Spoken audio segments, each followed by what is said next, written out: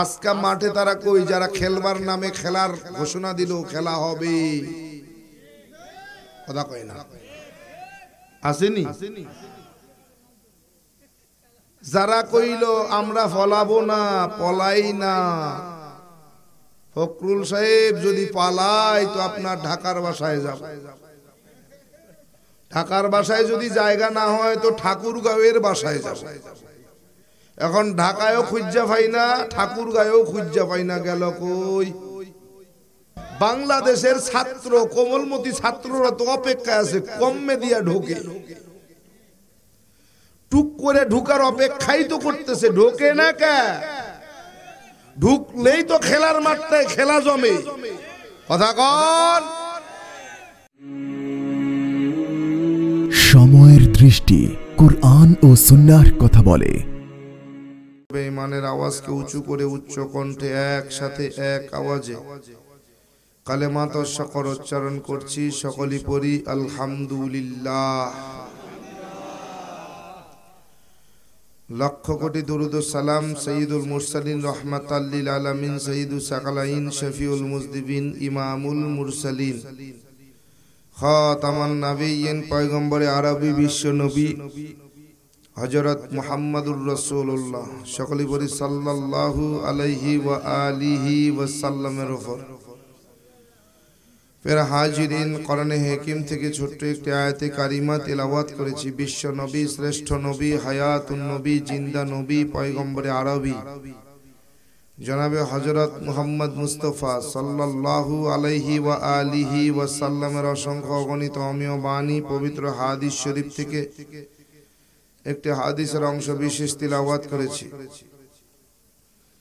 রব্বে কারীম যদি তৌফিক দান করেন সংক্ষিপ্ত পরিসরে কোরআন ও সুন্নাহর ভিত্তিতে সহিহ তরিকায় ইখলাস ও রুহানিয়তের সমন্বয়ে কিছু কথা বলবো।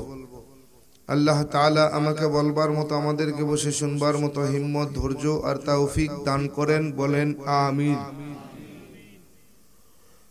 আরো জোরে পড়ি আল্লাহুম্মা আমিন। ফের হাজিরিন, এ মাহফিল এবছর দ্বিতীয় বছর, ঠিক না? বিগত বছরে এই মাহফিলে আমরা অনেকেই জুড়ে মিলে বসছিলাম, ঠিক? এবার একটু ডানে বামে সামনে পিছনে লক্ষ্য করে দেখুন, এবছরের মাহফিলে অনেক আল্লাহ পাকের বান্দা আর বান্দিরা কিন্তু নাই, ঠিক কিনা? রব চাহে তো এই মাহফিল আগামী বছর আবারও হবে। আগামী বছর আপনি, আমি, আমরা আবারও এইভাবে জুড়ে মিলে বসবো তো দূরের কথা, আজ এখান থেকে সুস্থ শরীরে বাড়িতে ফিরে যাব এর গ্যারান্টি কেন? বলে নিঃশ্বাসের কোনো সেকেন্ডের কোনো ভরসা নাই, কি ঠিক না? যার মৃত্যু যেখানে যে অবস্থায় আছে তার মৃত্যু সেখানে সেই অবস্থায় সেই সময়ই হবে। কেন? কুল্লু নাফসিন যায়িকাতুল মাউত সুম্মা ইলাইনা তুরজাউন। বলে পৃথিবীর জমিনে যত জীব আছে, নফস আছে, কি যত নফস আছে প্রত্যেক নফসকেই মৃত্যুর স্বাদ গ্রহণ করতে হবে, কি ঠিক কিনা? এর থেকে কেউ পালায়া বাঁচতে পারে নাই, আর কিয়ামত পর্যন্ত পারবেও না। আজকে সামান্য টাকা ধন সম্পদের মালিক হইয়া ক্ষমতার দাপট পাইয়া নিজের এমন ভাবে জাহের করে যেন দুনিয়ায় আর কোনো মানুষ বাস করে না, একাই সে মানুষ। আছে কি নাই? আপনাদের এই এলাকায় বোধহয় নাই, তাই আছে? এই টাকার গরম আর ক্ষমতার বাহাদুরি কয়দিন, আজ আছে কাল নাই, হতে পারে না। হাজির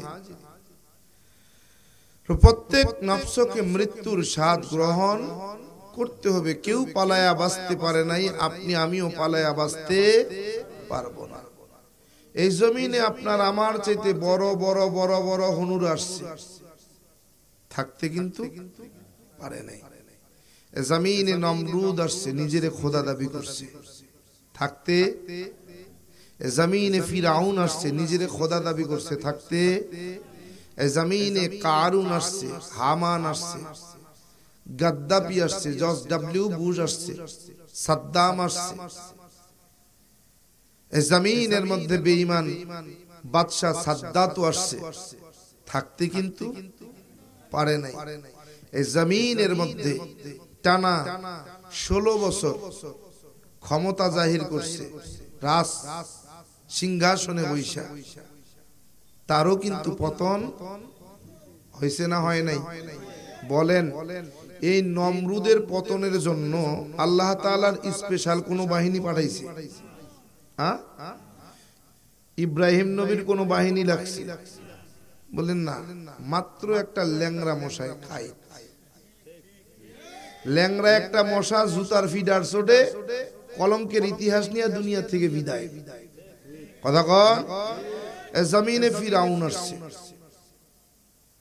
বলেন, এই ফিরাউনের পতনের জন্য আল্লাহ তাআলার পক্ষ থেকে কোন বাহিনী আসছে? পয়গম্বর মুসা আলাইহিস সালামের কোন বাহিনী? বলেন না, লাগে নাই। আল্লাহ তাআলা শুধু নীল নদের পানিরে হুকুম করছে। কিসেরে? পানিরে হুকুম করছে, যেই ফিরাউনের হাঁটু পর্যন্ত পানি। কতটুকু? বলে 1 হাঁটু পানি। ফিরাউনের চুবায় কেডা? আল্লাহ কয়, ওই 1 হাঁটু পানির মধ্যেও ইন্দুর চুবানো যায় কি যায় না?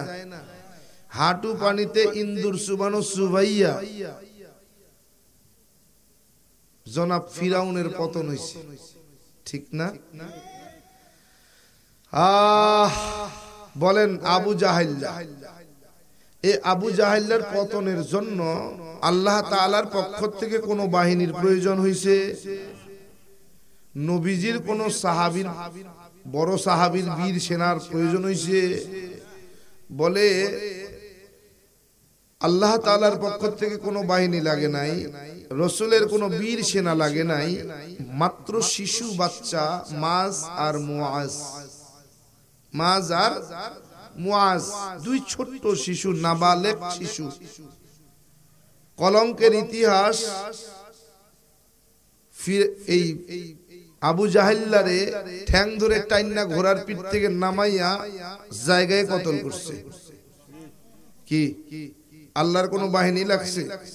আচ্ছা বলেন, এই বাংলার জমিনে 16 বছরের স্বৈরাচারী শাসক পতনের জন্য আল্লাহ তাআলার পক্ষ থেকে কোন বাহিনী? বিএনপি, জামাত ইসলাম, ইসলামী আন্দোলন, না কাউরও লাগে নাই। মোডে ছাত্র আন্দোলন, ছোট ছোট কোমলমতি আমার ছাত্র ভাইয়েরা আন্দোলন করছে। 18 দিনে 16 বছরের ক্ষমতার পতন। কথা কন, সময় কতটুকু?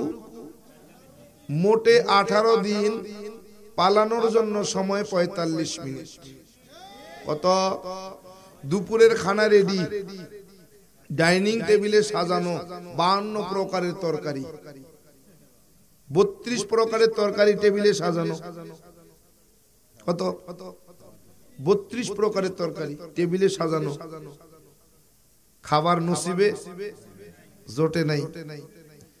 বলে 10 মিনিট জাতির উদ্দেশ্যে একটা বক্তব্য। বলে 5 মিনিট চাইলেও সম্ভব না, যদি জানে বাঁচতে চান তো পলান। কথা বলেন, কথা বলেন। বলে স্বৈরাচারের পতনের জন্য রবের পক্ষ থেকে কোনো বাহিনী লাগে নাই। বিএনপি, জাতীয় পার্টি, জামাত ইসলাম, ইসলামী আন্দোলনের প্রয়োজন হয় নাই। মাত্র কোমলমতি ছাত্ররা রাজপথে আন্দোলন করছে। 18 দিনের মাথায় পালানোর জন্য 45 মিনিট সময় নিয়ে বাংলাদেশ থেকে কলঙ্কের ইতিহাস গড়ে পালাতে বাধ্য হয়েছে। তো আপনার এই এলাকা কি এলাকা? মধ্য গোপীনাথপুরে এরকম টাকাওয়ালা ক্ষমতাওয়ালা সেনা নাই? টাকার গরমে আর ক্ষমতার দাপটে নিজের এমন ভাবে জাহের করে যে একাই মানুষ, আর কোনো মানুষ নাই। কি ঠিক কিনা? এই টাকার গরম ক্ষমতার বাহাদুরি কয়দিন? বলে আজ আছে কাল থাকবে না। কথা বলেন। একটা সময় ওলামায়ে কেরাম, বাংলাদেশ মুসলমানের দেশ, শতকরা 92 জন মতো মুসলমান বসবাস করে। এই দেশে ওলামায়ে কেরাম কোরআন হাদিসের কথা বলার আগে ডানে আর বামে খেয়াল করার প্রয়োজন আগে, কি ঠিক কিনা? ডান পাশ থেকে কয় হুজুর কথা তো কইবেন, সতর্ক থাকেন। বাম পাশ থেকে কয় হুজুর কথা তো কইবেন, কোন কোনো সমস্যা নাই, কোরআন হাদিসের কথা কইেন, রাজনৈতিক কথা যেন না হয়, ঠিক কিনা? আজকা মাঠে তারা কই, যারা খেলবার নামে খেলার ঘোষণা দিল খেলা হবে, কথা কয় না, আসেনি? যারা কইল আমরা ফলাবো না, পলাই না, ফখরুল সাহেব যদি পালাই তো আপনার ঢাকার বাসায় যাব, ঢাকার বাসায় যদি জায়গা না হয় তো ঠাকুরগাঁওয়ের বাসায় যাব। এখন ঢাকায়ও খুঁজা পাই না, ঠাকুরগাঁওয়েও খুঁজা পাই না, গেল কই? কই? 45 দিন, 2 মাস পর ভারতের জমিন থেকে চিন্তা করলো, পালায়া মনে করছে লাল পাসপোর্ট, জামুগা লন্ডন, ঠেকায় কেডা? কোন রকম ইন্ডিয়া।